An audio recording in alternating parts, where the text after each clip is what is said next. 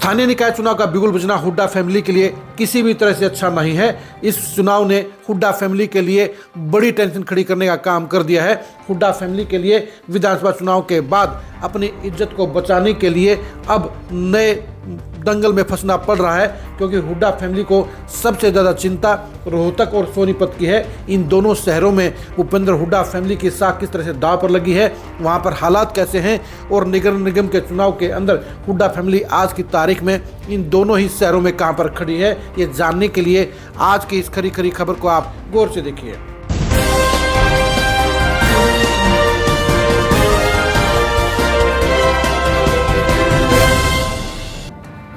Hooda family Rohtak और सोनीपत के अलावा झज्जर जिले को अपना सबसे मजबूत गढ़ मानती है।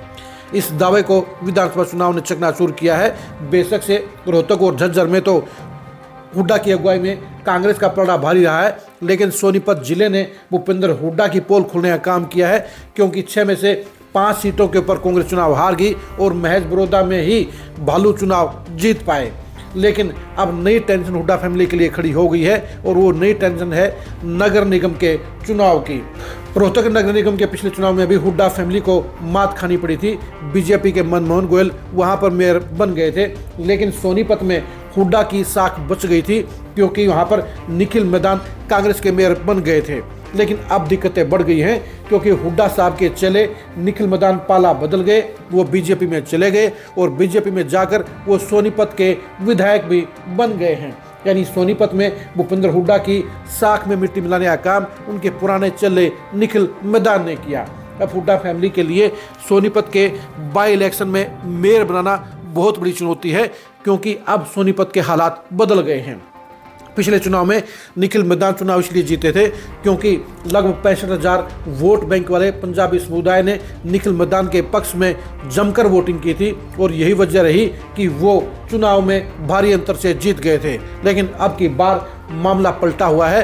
अब पंजाबी वोट बैंक कांग्रेस के साथ में नहीं है, बल्कि बीजेपी के साथ लामबंद हो चुका है और निखिल मैदान की अगुवाई में वो फिर से मजबूती में खड़े हैं। लेकिन हुड्डा फैमिली के पास भी इस चुनाव को जीतने के लिए अवसर मौजूद हैं और वो अवसर मौजूद होगा एक बेहतर और मजबूत कैंडिडेट के तौर पर। लेकिन हुड्डा फैमिली के लिए अभी सोनीपत में कोई जिताऊ कैंडिडेट नज़र नहीं आ रहा है। अगर बीजेपी ने कमज़ोर कैंडिडेट उतारा और कांग्रेस ने मजबूत प्रत्याशी ढूंढ लिया, तो ऐसे में सोनीपत नगर निगम में कांटे की टक्कर नजर आएगी, यानी गुरु और चेले के बीच में साख की लड़ाई नजर आएगी।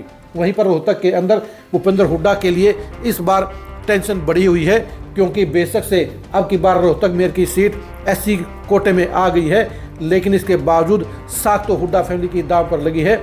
यानी भूपेंद्र हुड्डा और दीपेंद्र हुड्डा को रोहतक में मेयर बनाने के लिए कई तरह के पापड़ बेलने होंगे। सीट रिजर्व होने के चलते उनके पास विकल्प भी सीमित हैं। सीमित विकल्पों में से मजबूत जिताऊ प्रत्याशी तलाशना आसान नहीं होगा।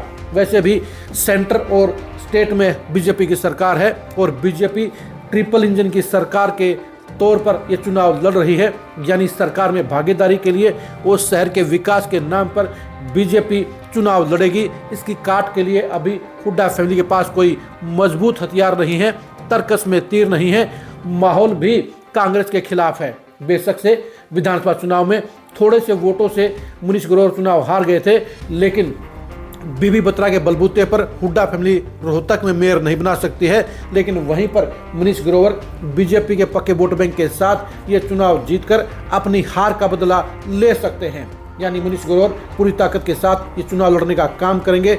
वहीं पर कांग्रेस के लिए अपनी साख बचाना बड़ी चुनौती है। कांग्रेस से ज़्यादा हुड्डा फैमिली के लिए चुनाव ज़्यादा इंपॉर्टेंट है, क्योंकि यहाँ पर हार और जीत का मतलब हुड्डा फैमिली है। अगर हुड्डा फैमिली ये लगातार चुनाव हार गई तो पिछले विधानसभा चुनाव की जीत भी मिट्टी में मिल जाएगी और हुड्डा फैमिली की भारी फजीहत हो जाएगी। यानी सोनीपत और रोहतक दोनों ही हुड्डा फैमिली की फजीहत करने का काम कर सकते हैं, उनकी पोल पट्टी खोलने का काम कर सकते हैं, गड्ढों में हुड्डा फैमिली को बड़ा झटका देने का काम कर सकते हैं। हुड्डा फैमिली के लिए इस समय सबसे बड़ी चुनौती मजबूत और जिताऊ प्रत्याशी तलाशना है, जो अभी तक उन्हें नहीं मिले हैं।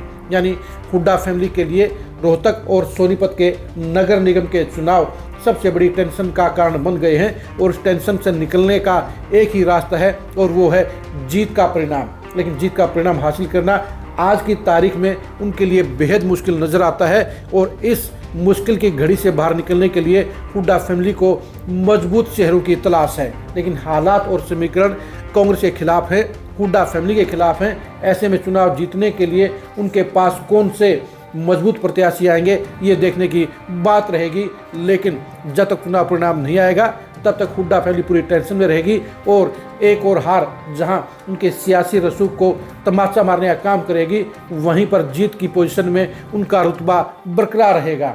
अब देखने की बात यही है कि रोहतक और सोनीपत के लोग मेयर के चुनाव में भूपेंद्र हुड्डा फैमिली के साथ क्या सलूक करते हैं, क्या उनके प्रत्याशियों को समर्थन देकर उन्हें जिताने का परिणाम देते हैं या उन्हें हार का तमाचा देने का काम करते हैं। आप रोहतक और सोनीपत के मेयर के चुनाव में किसकी जीत के चांसेस ज़्यादा मानते हैं, कमेंट करके जरूर बताइए। रोहतक में क्या भूपेंद्र हुड्डा अपने गढ़ को बचाने में सफल हो पाएंगे, ये भी कमेंट करके जरूर बताइए। सोनीपत के बाई इलेक्शन में क्या हुड्डा अपने चेले से जीत छीन लाएंगे, इसके ऊपर भी कमेंट करके जरूर बताइए। रोहतक और सोनीपत में कांग्रेस के पास सबसे मजबूत प्रत्याशी कौन हो सकते हैं, इनके बारे में भी कमेंट करके जरूर बताइए। आप हमारे फेसबुक पेज को फॉलो कीजिए, आप हमारे यूट्यूब चैनल को सब्सक्राइब कीजिए। नमस्कार।